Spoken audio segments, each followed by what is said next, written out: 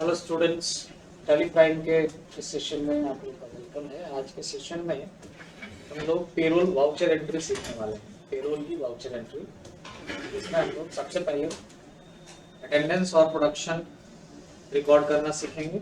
Employees के attendance, कितने दिन प्रेजेंट रहे, कितना उन्होंने लीव लिया है, कितने दिन एब्सेंट रहे हैं, उनका ओवर टाइम क्या उन्होंने वर्क करा है, ये सारा कुछ। और साथ ही साथ हम लोग पेरोल प्रोसेसिंग, जिसमें हम लोग सैलरी पेबल कितना होगा एम्प्लॉइज का, उनके सैलरी से पीएफ का डिडक्शन जो हुआ है वो गवर्नमेंट के लिए क्या पेबल होगा, जो ईपीएफओ डिपार्टमेंट के लिए।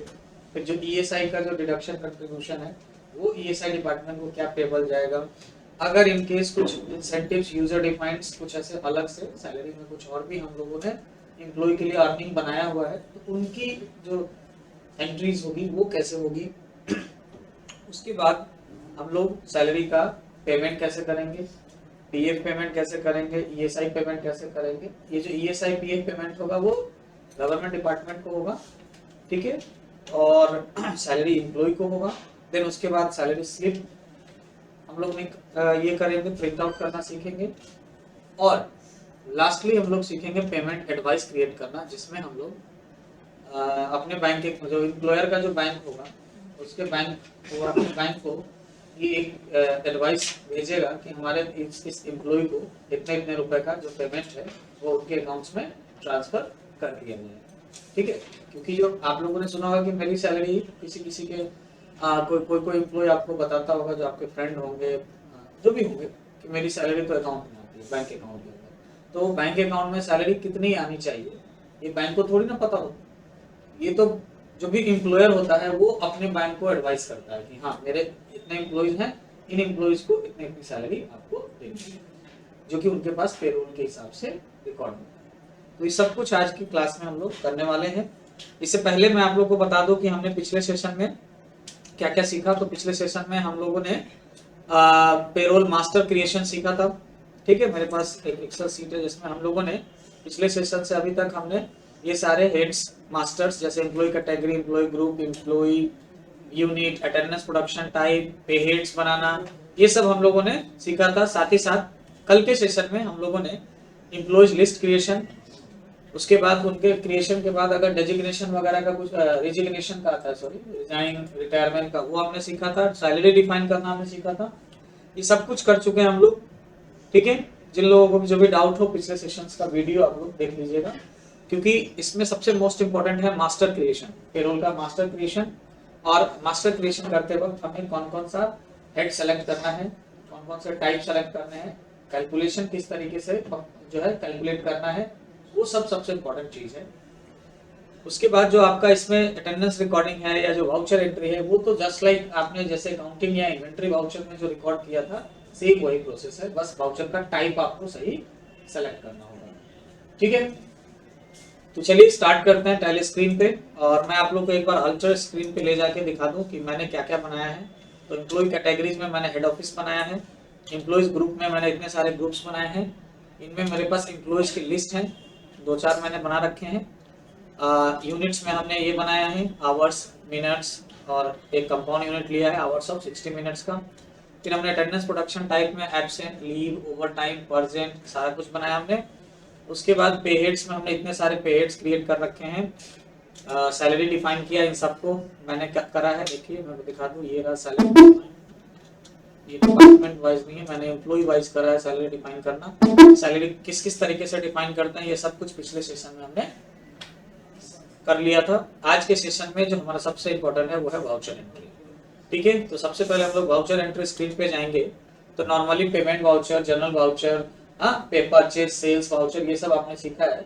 हमें पेरोल के लिए हमें मोस्टली 2 सबसे इंपॉर्टेंट वाउचर यूज करने होंगे। एक तो अटेंडेंस और प्रोडक्शन रिकॉर्ड करने के लिए अटेंडेंस वाउचर, और दूसरा पेबल क्रिएशन के लिए, जैसे सैलरी पेबल, पीएफ पेबल, इन सब के लिए हमें पेरोल वाउचर का यूज करना होगा। और बाकी बात जब पेमेंट की बारी आएगी तो पेमेंट हम लोग जो है वो पेमेंट वाउचर के थ्रू ही करेंगे। तो अब यहाँ पे वाउचर का जो आपका अटेंडेंस वाउचर है उसके लिए कोई शॉर्टकट नहीं है, उसके लिए आपको मोर वाउचर स्क्रीन पे जाना होगा। तो मोर वाउचर स्क्रीन के लिए आपको यहाँ पे ये अदर वाउचर बटन पे क्लिक करना है, या कीबोर्ड से F10 की प्रेस करना होता है।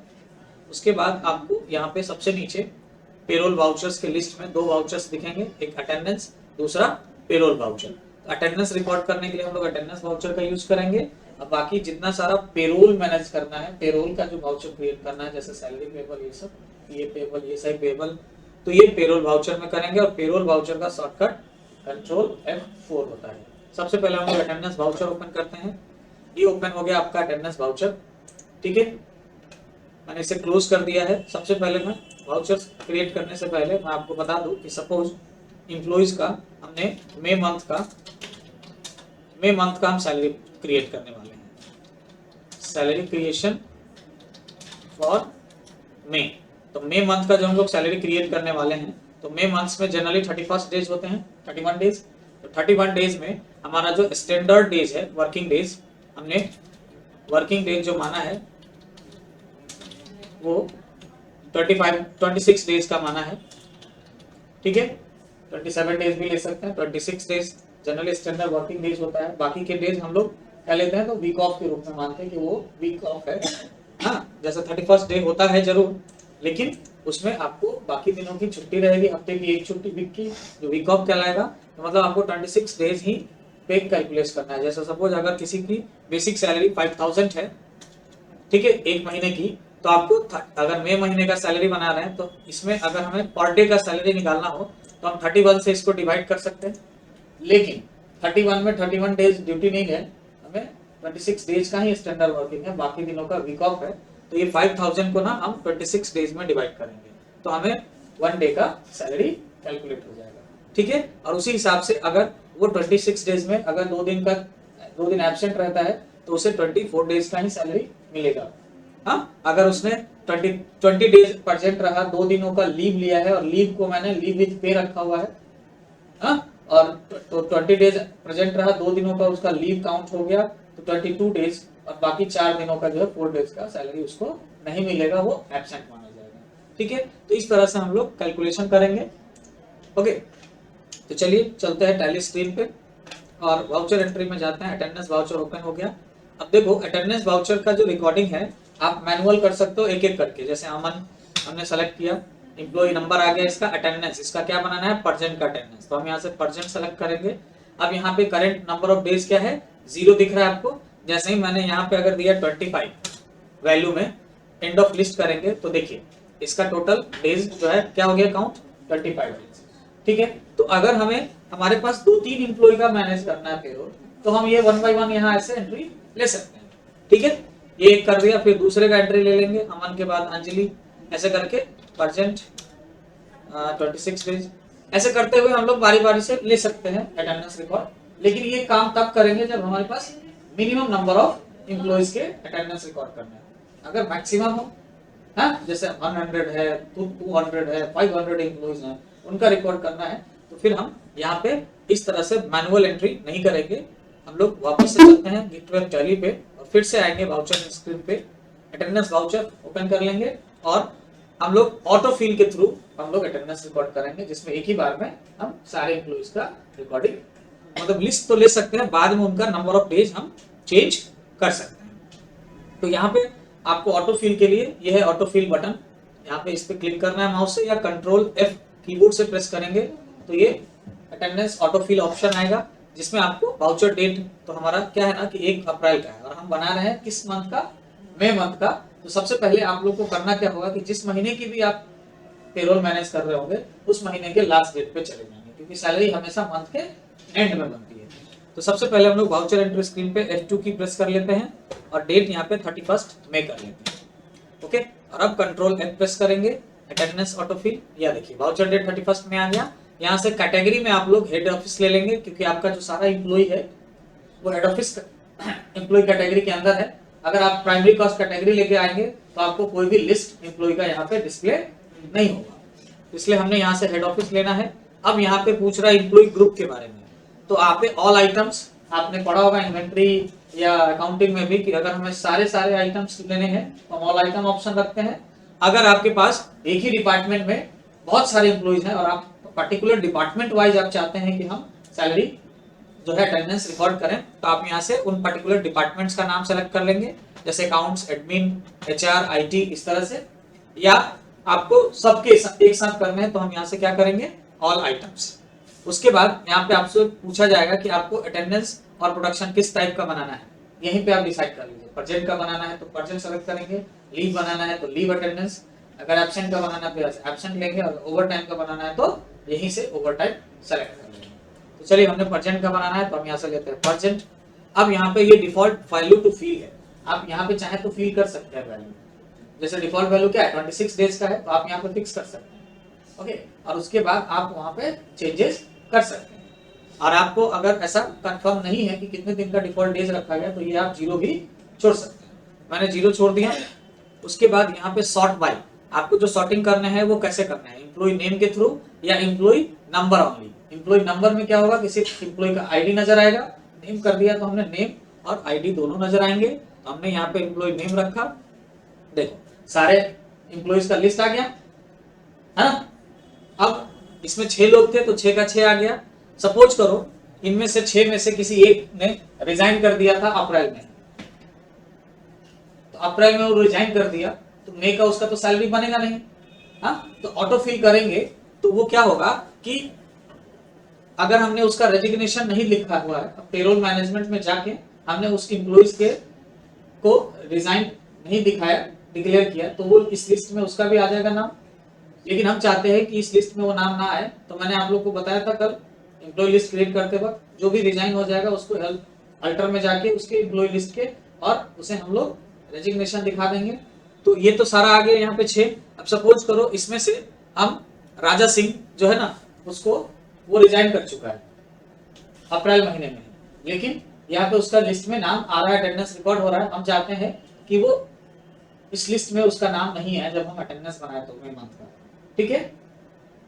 बाकी जब हम एम्प्लॉय का लिस्ट देखेंगे तो हमें वो लिस्ट में राजा सिंह नजर आएगा कि आज उसने रिजाइन कर दिया, लेकिन पहले तो हमारा था, तो हमारे पास रिकॉर्ड तो रखना पड़ेगा ना कि हाँ कौन कौन एम्प्लॉय मेरे पास वर्क किया था, कौन छोड़ चुका है, ये सारे रिकॉर्ड चाहिए।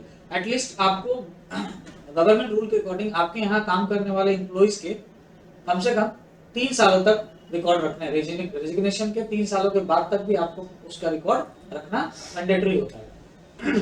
अगर आप हमेशा रख रहे हो तो और अच्छी बात है। तो सपोज ये रिजाइन कर चुका है, तो इसके लिए मुझे क्या करना होगा, चलिए वाउचर से बाहर आते हैं, हम लोग चलते हैं गेटवे ऑफ टैली पे, अल्टर ऑप्शन में एम्प्लॉई, पेरोल मास्टर में एम्प्लॉई में जाएंगे, राजा सिंह, और यहाँ पे ये देखो ऑप्शन होता है डेट ऑफ रेजिग्नेशन रिटायरमेंट। तो इसने सपोज 1/4/2021 को रिजाइन कर चुका है, इसका ज्वाइनिंग 1 अप्रैल 2018 है, इसने 1/4/2021 को ये रिजाइन कर चुका है। हमने यहाँ पे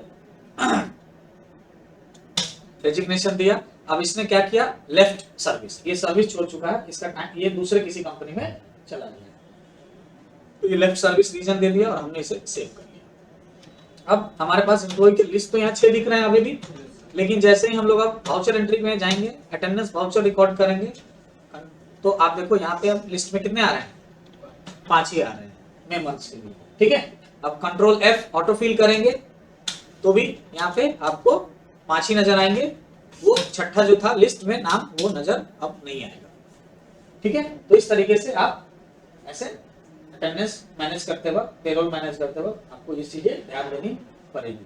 आगे बढ़ते हैं। अब इसमें नंबर ऑफ डेज, जैसे सपोज अमन 25 डेज प्रेजेंट रहा है, अंजलि इसने 24 डेज का प्रेजेंटेशन किया है, मुकेश शर्मा 26 डेज, 22 डेज और ये 25 डेज, ठीक है, सबका डेज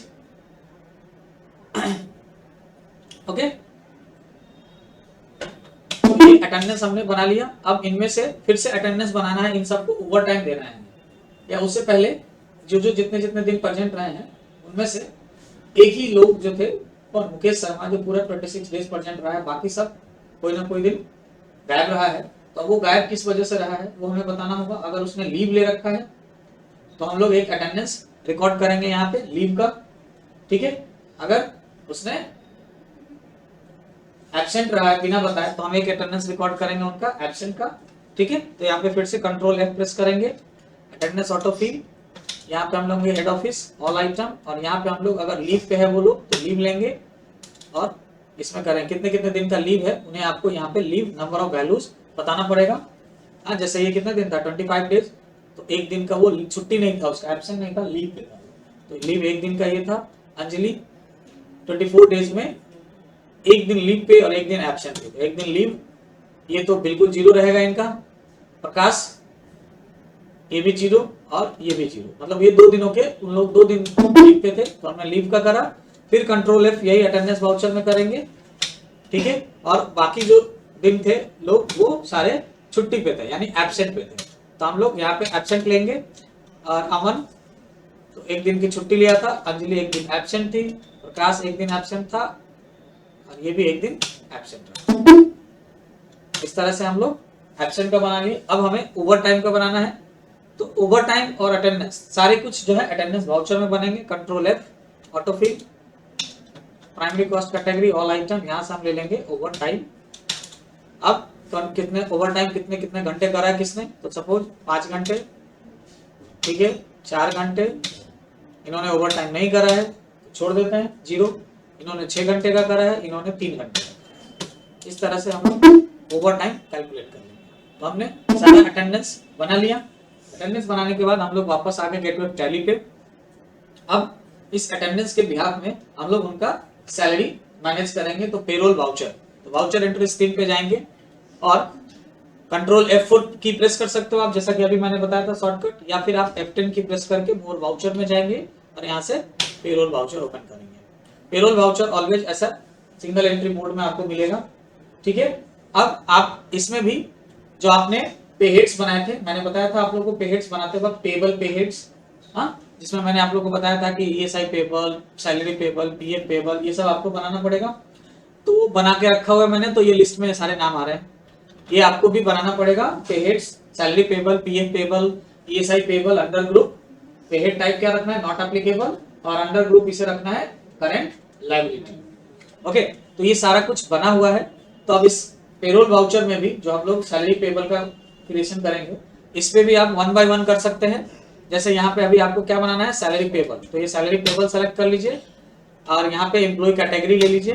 फिर आपको यहाँ पे एम्प्लॉयज के लिस्ट आएंगे, वो बारी बारी से आप यहाँ पे सेलेक्ट कर सकते हैं। 1 बाय 1 आप सिलेक्शन अब कर सकते हैं, लेकिन यहाँ पे देखो 1 बाय 1 करने से आपको उसका पूरा फिर से बेसिक, HRA, DA, TA सब यहाँ पे फिर से मेंशन करना पड़ेगा। तो इससे अच्छा है कि हम लोग ऑटो फिल करेंगे। Voucher entry, attendance, control F, यहाँ पे आ गया पेरोल ऑटो फिल। इसमें आपको प्रोसेस क्या करना है, सैलरी पेबल के लिए, तो हम यहाँ से सेलेक्ट करेंगे प्रोसेस फॉर सैलरी। उसके बाद देखो मंथ्स अप्रैल मई मंथ का था, तो 1 मई से 31 मई का। कॉस्ट कैटेगरी हेड ऑफिस, अब इसमें भी आप ऑल आइटम ले लीजिए, एम्प्लॉय नेम।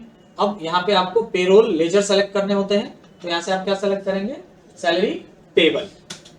देखिए सबका सैलरी बन के आ गया, उनके नंबर ऑफ प्रेजेंटेशन के अकॉर्डिंग, अटेंडेंस के अकॉर्डिंग ये सारा सैलरी बन के आ गया, ठीक है। अब जैसे देखो अमन का 2500 शायद 2500 का बेसिक था, तो उसका देखो लीव और एब्सेंट मिला के ये सब डिडक्शन होके आ गया। और ये PF ESI भी डिडक्शन है। इनमें से देखोगे कुछ मैं बता दूं, यहाँ पे आप और भी नीचे लिस्ट है, यहाँ पे देख रहे हो, ये लिस्ट यहाँ पे और भी है, उनमें बहुत सारे लोग होंगे जिनका देखो OT सब में कैलकुलेट है। मुकेश को OT नहीं मिला था ओवर टाइम, देखो उसका ओवर टाइम 0 है। उसके अलावा इसमें होगा कुछ ऐसा जिसको ESI का डिडक्शन नहीं होगा, क्योंकि मैंने बता रखा था कि अभी चलो मैं दिखाता हूँ, पहले इसे मैं सेव, ये सेव हो गया। अब आते हैं इसका सैलरी डिटेल चेक करने के लिए गेटवे टैली से डिस्प्ले मोर रिपोर्ट्स में चलेंगे। उसके बाद यहाँ पे ऑप्शन आता है पेरोल रिपोर्ट्स का, जहाँ पे आप पे स्लिप देख सकते हैं, ऑल आइटम्स, और ऑल आइटम्स कर लीजिए तो सबके यहाँ दिखेंगे। तो ये एक साथ क्या है, सबका जनरली पे कितना है वो दिख रहा है। जैसे हेड ऑफिस में अकाउंट्स के लिए इतना मिला है मुकेश शर्मा को, ठीक है, ये सिर्फ आपके बेसिक्स के हैं सारे, ठीक है, सब मिला के है। इनका टोटल ये रहा। आपको पे सीट देखना है, पे सीट देख लीजिए, ऑल आइटम्स, ये देखिए पे सीट्स हैं। तो देखो किन्हीं को इंसेंटिव नहीं अभी दिया गया है, क्योंकि इंसेंटिव की अभी हमने कोई रिकॉर्डिंग नहीं की है। अब देखो सबका यहाँ नाम है मुकेश, प्रकाश, राकेश, अमन, अंजलि, इसमें से देखो ESI डिडक्शन जो है वो सबका हो रखा है, सबका हो रखा है, क्योंकि सबका जो टोटल वैल्यू है वो क्या है कि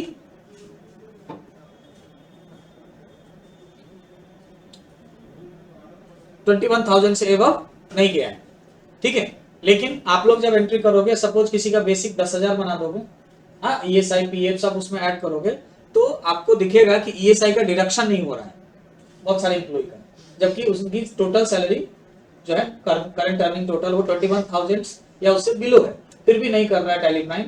तो आपको सबसे पहले ध्यान रखना होगा टैली प्राइम आप एजुकेशन मोड यूज कर रहे हैं या लाइसेंस यूज कर रहे हैं। अगर आप लाइसेंस यूज कर रहे हैं तब तो वो जैसे भी होगा, आप जैसे 21,000 या उससे बिलो का होगा सैलरी तो वो ESI डिडक्शन दिखाएगा।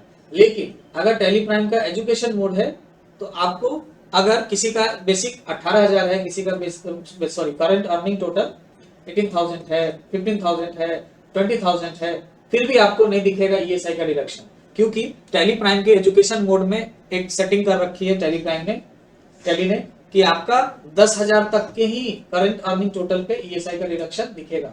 तो मतलब जिन किसी भी एम्प्लॉइज का टोटल अर्निंग 10,000 या उससे बिलो होगा उसी का आपको यहाँ पे ESI का डिडक्शन दिखेगा, अदरवाइज टैली प्राइम के एजुकेशन मोड में ESI का डिडक्शन नहीं दिखेगा, चाहे वो 20,000 हो या 18,000 हो, मतलब बिलो 10,000 ही दिखेगा, 10,000 से एबव में आपको ये डिडक्शन नहीं दिखेगा। तो आपको ऐसा नहीं सोचना है कि हमने जो एंट्री कर रहे हैं वो गलत है, हाँ, वो बिल्कुल सही एंट्री है। आप एक बार उसका बेसिक कम करके और तब चेक करें, आपको ऐसे पता चल जाएगा। ओके, तो ये सब रिपोर्ट बन गया। अब हमें आगे क्या करना है, तो आगे ये तो हो गया सैलरी का, पेबल का बन गया। अब हमें PF पेबल, उससे पहले इंसेंटिव हमें देना है कुछ लोगों को, तो इंसेंटिव की हमें एंट्री करनी है जो सैलरी में ऐड होगा।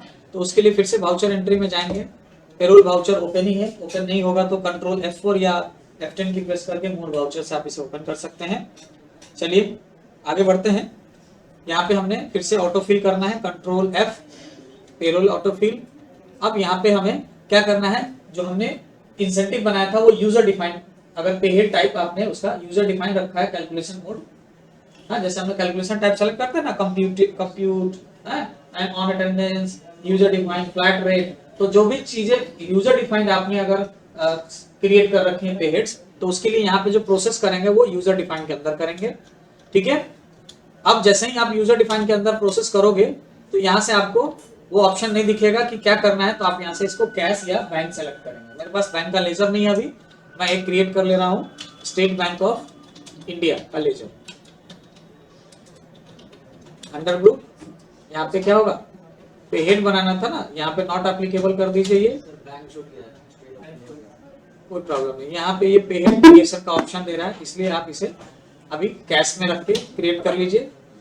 Include employee for banking detail yes कर लीजिए। अब देखिए इंसेंटिव के लिए हमने एक ही एम्प्लॉय को सेलेक्ट किया था, मुकेश शर्मा, तो जब सबके नाम आ रहे हैं लेकिन इंसेंटिव सिर्फ मुकेश शर्मा के लिस्ट में आ रहा है, सपोज इसको इंसेंटिव हमने 1200 रुपए का दिया, तो हम यहाँ 1200 मेंशन करेंगे और इसे सेव कर लेंगे। अगर और भी एम्प्लॉइज के लिए हमने इंसेंटिव सेट करा होता उनके सैलरी डिफाइंड स्ट्रक्चर में, तो उनका भी लिस्ट यहाँ पे आता, लेकिन जिनका है उनको हम लोग सेव कर लेंगे।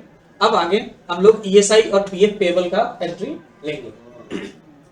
Control F, payroll autofill, process for PF contribution, ठीक है, यहां से हम लोग सेलेक्ट करेंगे process for PF contribution, head office, all item, employee, और यहां से ले लेंगे PF पेबल।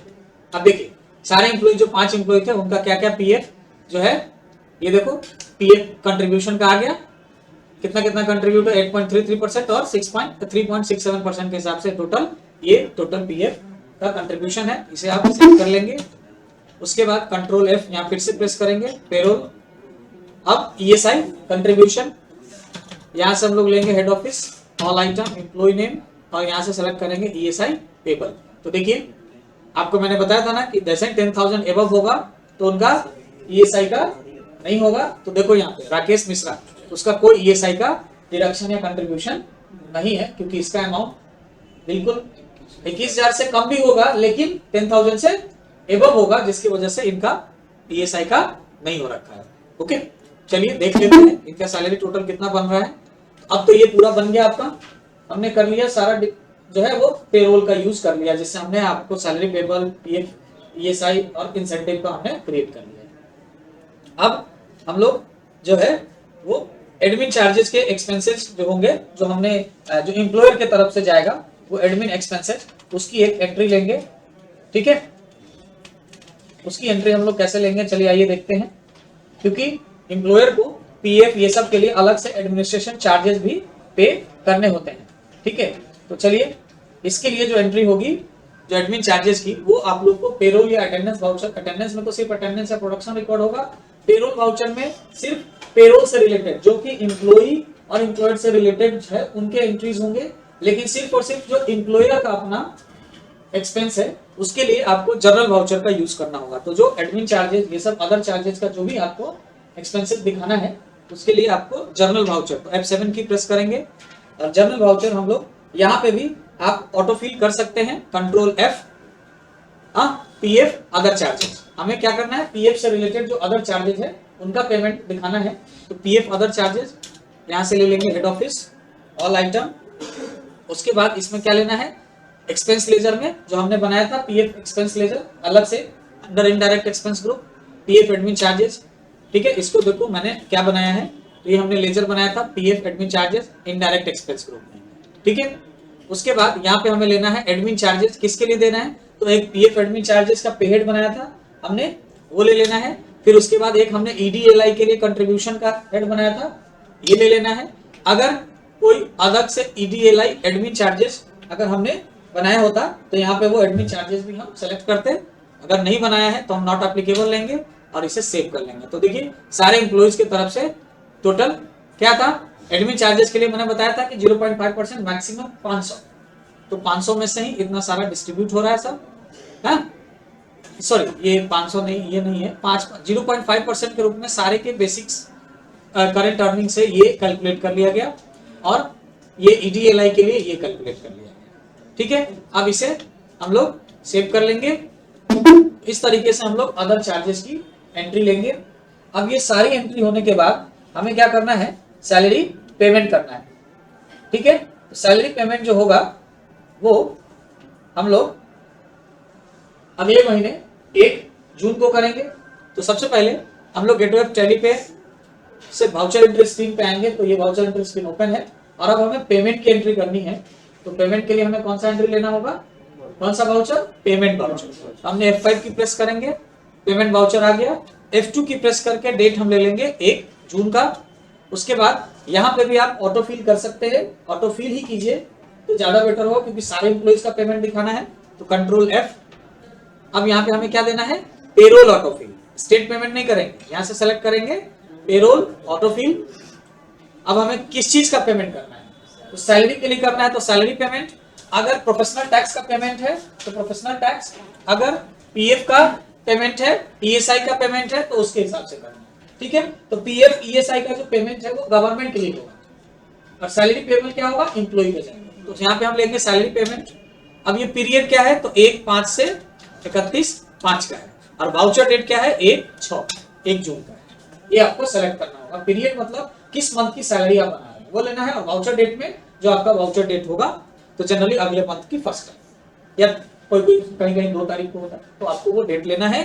उसके बाद यहाँ से सेलेक्ट करना है अपना कैटेगरी, फिर ऑल आइटम ले लीजिए सारे के लिए और इसमें से क्या सेलेक्ट करेंगे, सैलरी पेबल। एंड देन आपको यहाँ पे अब सैलरी पेबल के लिए यहाँ पे ना एक लेजर बना लीजिए बैंक अकाउंट का, state Bank of India. Cash में इतना सैलरी तो देंगे नहीं, state Bank of India under bank account group. ठीक है, पेरोल के लिए बाकी अकाउंट नंबर वगैरह आपको यहाँ पे मेंशन करना है। तो चलिए ये अकाउंट नंबर मैंने किया, IFSC कोड,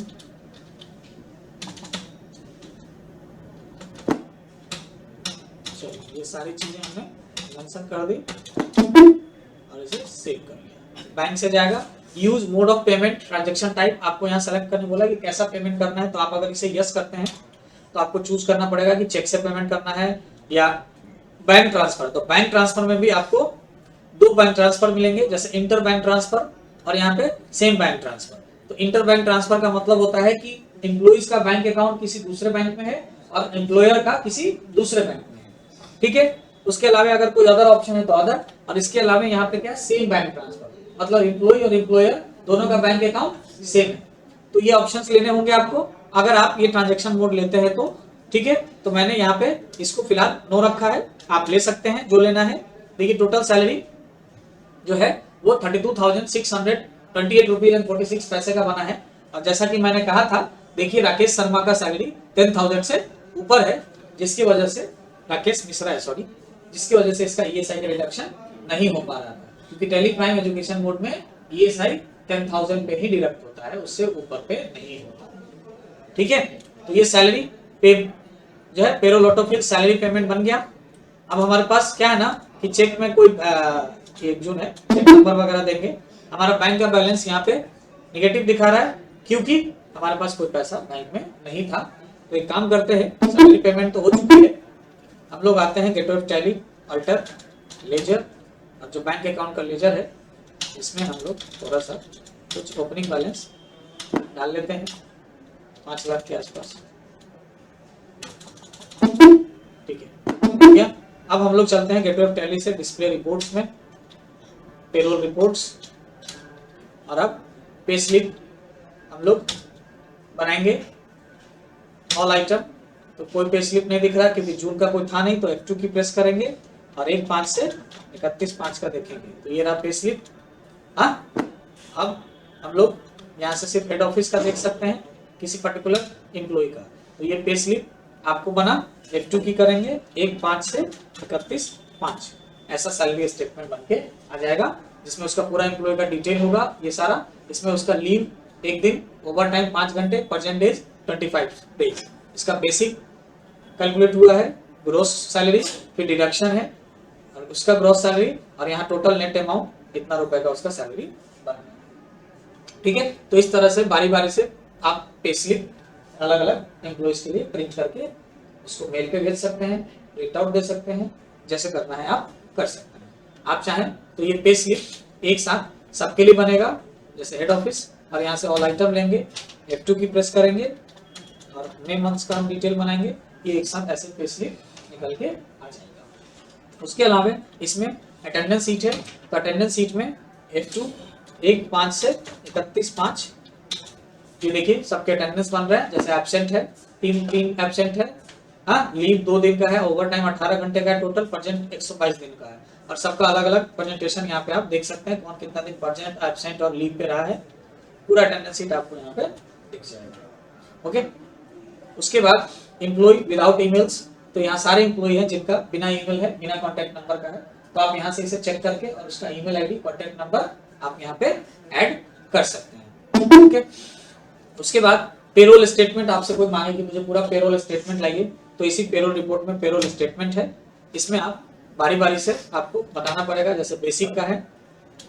डेट आपको लेना है किस डेट किस मंथ का, तो ये देखो बेसिक का ये आ गया स्टेटमेंट, ठीक है। इसी में आप चाहते हैं कि बाकी सब आए, तो यहाँ पे ऑल्ट सी प्रेस करेंगे, न्यू कॉलम बनाते हैं ना, कॉन्वेंस का ले लेंगे, फिर ऑल्ट सी, हाँ, उसके बाद ऐसे करते हुए HRA इंसेंटिव, ऐसे करते करते ये सारा स्टेटमेंट यहाँ पे ले आएंगे, और इसको अगर आपको एक्सपोर्ट कराना हो तो बस आने के बाद ऑल्ट ई प्रेस करेंगे और इसको करेंट एंटर करके, और इसे सी कॉन्फ़िगरेशन लेके और फाइल फॉर्मेट जैसा रखना हो, ये फॉर्मेट SDF है, इसमें आप एक्सेल, JPG, PDF जैसा चाहे वैसा आप बना के और पूरा स्टेटमेंट पेरोल का प्रिंट कर सकते हैं।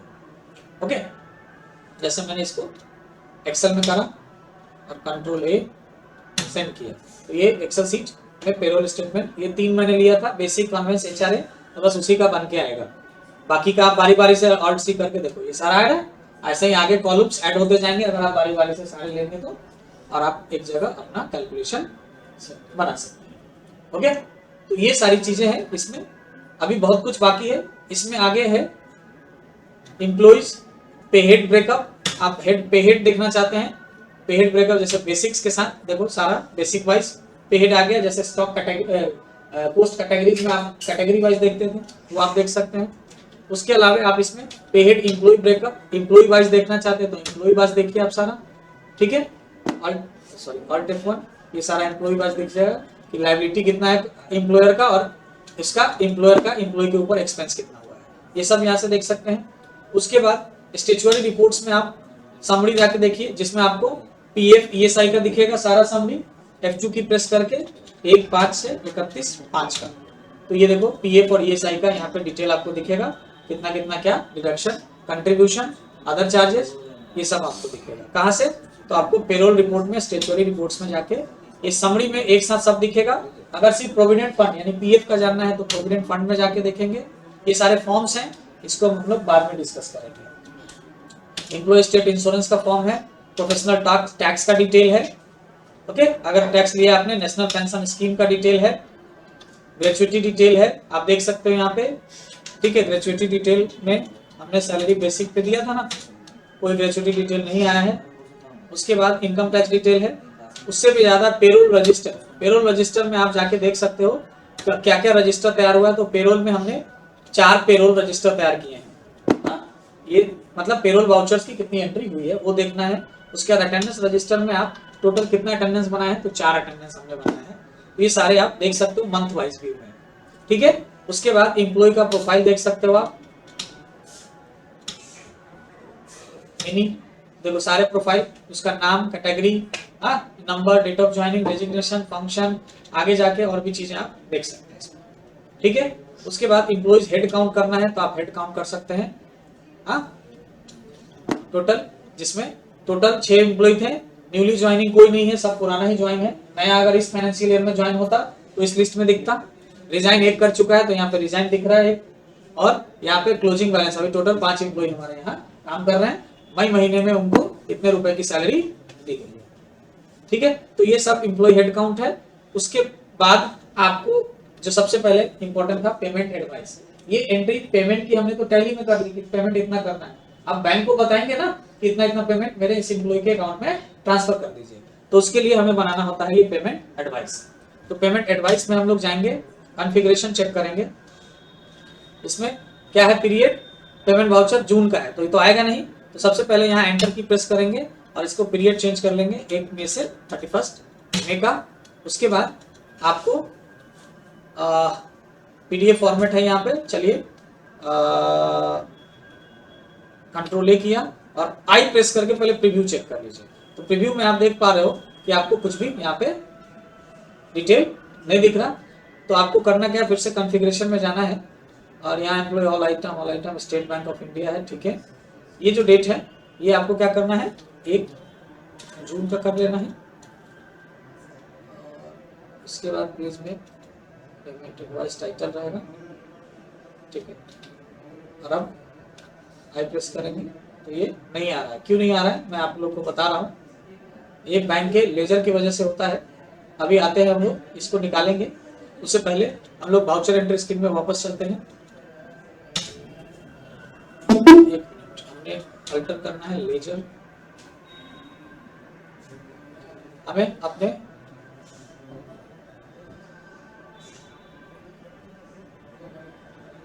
अल्टर करेंगे और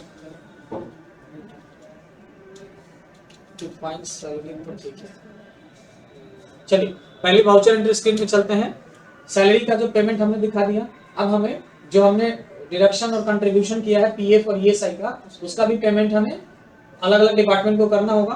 तो पेमेंट वाउचर जो कि ऑलरेडी ओपन है, कंट्रोल F ऑटो फिल करेंगे, पेरोल ऑटो फिल, यहाँ से हम लोग ले लेंगे किसको देना है, पीएफ का। तो पीएफ चालान पीरियड ले लेंगे 1 मई से 31 मई का, ठीक है। वाउचर डेट 1 जून, और यहाँ से लेंगे हेड ऑफिस ऑल आइटम, और यहाँ पे हमें पीएफ टेबल सेलेक्ट करना है और अपना बैंक अकाउंट। देखिए ये पूरा पीएफ का आ गया डिडक्शन। आप चाहते हैं कि यहाँ पे प्रोवाइड करें डिटेल, तो ये डिटेल यस कर लीजिए, और उसके बाद चेक नंबर, डीडी नंबर जो आपको डालना है यहाँ से आप डाल सकते हैं। जैसे चेक नंबर मैंने डाला, हाँ, डिपोजिटर नेम आपको डालना होगा, डिपोजिटर का नाम, तो डिपोजिटर हमारी कंपनी है तो नाम होगा, उसका बैंक नेम, उसका बीएसआर कोड जो कि 7 डिजिट का होता है, डेट, चालान नंबर एक होगा जो यहाँ पे मेंशन कर देना है और इसे सेव कर लेना है, ठीक है। उसके बाद फिर कंट्रोल F करेंगे, पेरोल ऑटो फिल, और अब की बार हमें ईएसआई चालान करना है 1/5 से 31/5 का, voucher date 1/6, head office all item, और यहाँ से लेंगे ESI payable State Bank of India. तो ये ESI पेबल आ गया, इसमें भी यस करके डिटेल डालोगे 654321, ठीक है। ब्रांच कोड, BSR कोड, चालान नंबर यहाँ पे भी आप डाल दीजिए, ठीक है, और ये सेव कर लीजिए। ये आपका बन गया। अब आपको ये सारा समरी प्रिंट करने बोलेगा, तो आपको क्या करना है, यहाँ से गेटवे ऑफ टैली से गो टू पे जाना है, यानी ऑल्ट G प्रेस करना है, और यहाँ पे आपको क्या है, PF, देखो पेरोल स्टेटमेंट यहाँ से भी आप ले सकते हैं, है ना, पेमेंट एडवाइस भी यहाँ से ले सकते हैं, उसके बाद पेरोल वाउचर, परचेज वाउचर, सारी चीजें आप ले सकते हैं यहाँ से। पेरोल वाउचर्स की लिस्ट है, एम्प्लॉय पे स्लिप है, कंप्यूटेशन है, सैलरी प्रोजेक्शन है, पेरोल स्टेचुअरी समरी है, यहाँ से आप सब कुछ ऑल्ट G के थ्रू भी कर सकते हैं।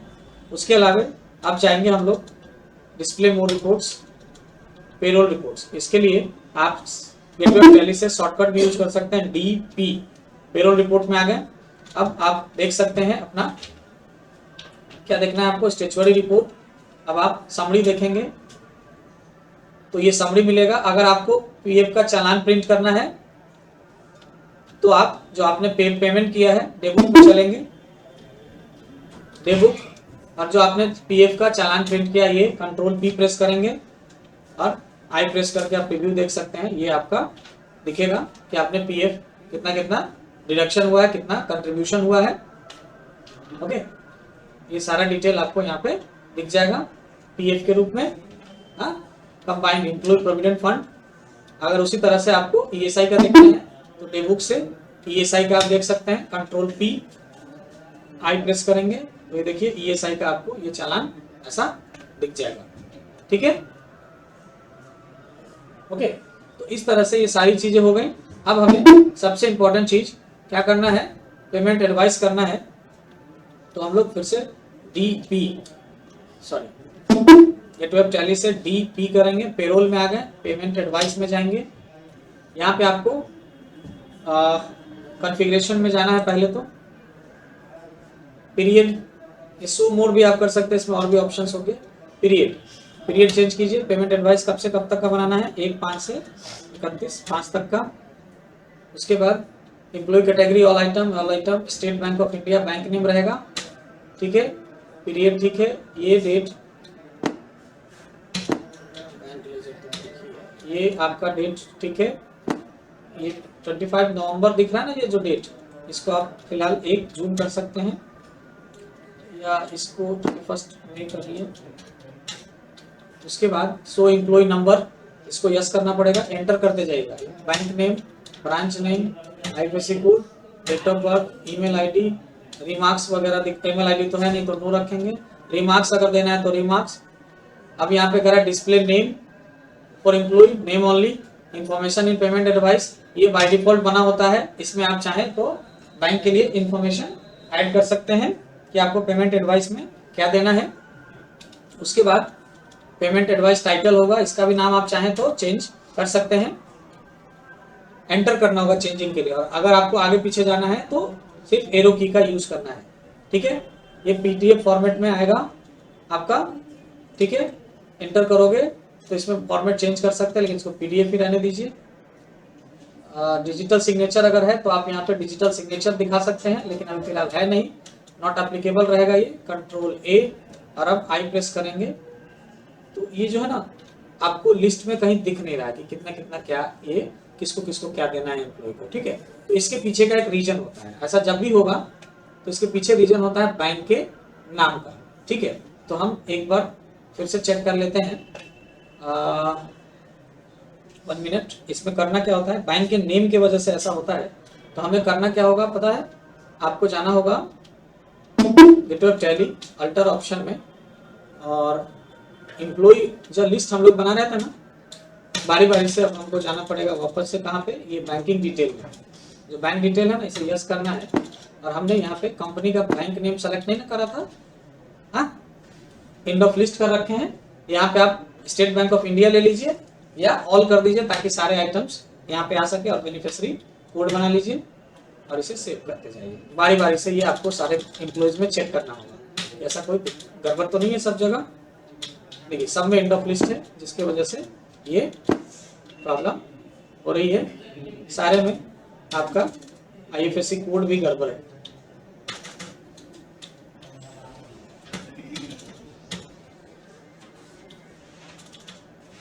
ठीक है, सॉरी ऑनलाइन कर लेंगे, सेव कर। इसमें भी IFSC कोड का ही प्रॉब्लम है, जिसके वजह से ये प्रॉब्लम हो सकता है। हाँ, IFSC कोड गलत है, नंबर 11 होता है IFSC कोड के।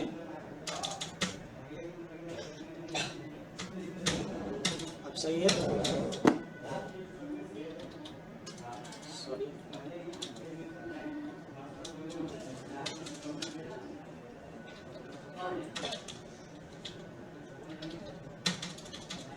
सेव कर लेना है। बारी बारी से ऐसे आपको सारे बैंक्स में चेक कर लेंगे। यहाँ तो ठीक है ऑल आइटम। प्रकाश, यहाँ पे प्रकाश कुमार नाम भी गलत है।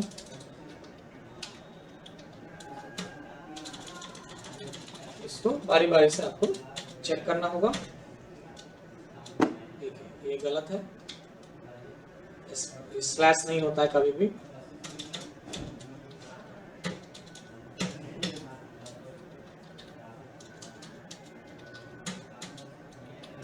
आइटम लेंगे, सेव कर लेंगे। राजा सिंह तो रिटायर हो चुके हैं, राकेश मिश्रा का देख लेते हैं।